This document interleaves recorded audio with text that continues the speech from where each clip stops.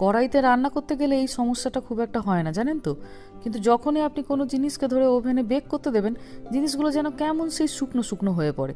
তাই ওপর থেকে যদি একটুখানি করে বাটার না ব্রাশ করা হয়, খাবার দাবারে নরম ভাবটাই থাকে না, সে কেমন যেন ছিবড়ে ছিবড়ে হয়ে যায়। তবে এই রান্নাটা কড়াইতেও করা যায়। দাঁড়ান, এটাকে ধীরে সুস্থে আগে ওভেনটাতে ঢোকাই। মারাত্মক গরম, নালে এক্ষুনি ছ্যাঁকা খেয়ে যাব।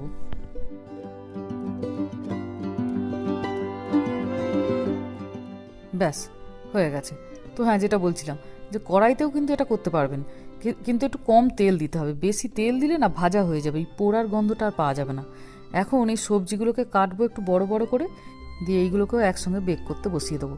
আর সাইডে একটুখানি ভাত বসিয়ে দেবো। যতই থ্যাঙ্কস গিভিংয়ে আমেরিকান খাবার খাই না কেন, দুপুরে এক ফোঁটা ভাত চাই। আচ্ছা, আপনারা আমাকে কমেন্টে অনেকেই জিজ্ঞাসা করছিলেন যে মেহা ভ্যাকসিন নেবার পর কেমন আছে। তো মেহার তো ফার্স্ট ভ্যাকসিনটা হয়েছে। ফার্স্ট ভ্যাকসিনটা নেবার পরে কিন্তু কোনো জ্বর টর আসেনি। আর কালকে হচ্ছে ওর সেকেন্ড ভ্যাকসিনের দিন। দেখা যাক কেমন থাকে। দুটো ভ্যাকসিন হয়ে গেলেই তারপরেই মেহা স্কুলে যেতে শুরু করে দেবে। তবে কতদিন স্কুলে যেতে পারবে ভগবানই জানে। আবার তো বলছে কোভিডের কি নতুন ভ্যারিয়েন্ট এসছে ইউরোপের দিকে, সেটা নাকি খুব মারাত্মক। কোন দিন আবার এদিকেও চলে আসবে, দিয়ে আবার সব একধার থেকে বন্ধ হয়ে যাবে। সেই গত বছর মার্চ মাসে লাস্ট স্কুল গেছিল মেহা, আর এবছর প্রায় ডিসেম্বর। প্রায় 21 মাস পর আবার স্কুলে যাচ্ছে।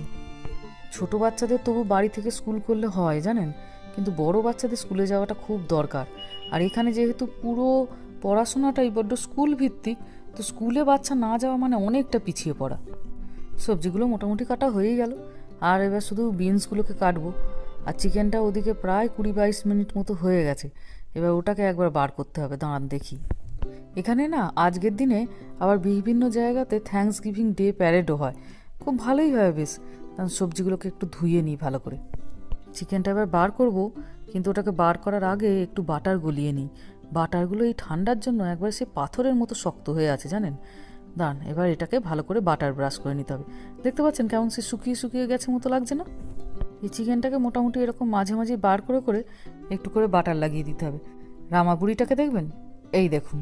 আমি আমি I want to be your parents. আচ্ছা বলো, আমি Dory, আমি তোমাকে ভালোবাসি। the fantasy. How? আউ আউ হয়ে গেছে, আউ হয়ে গেছে।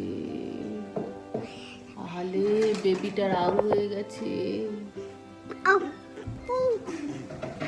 Spiderman, Spider-Man. Spider-Man. This is Spiderman. আউ Spider-Man? This is Spider-Man jacket. How?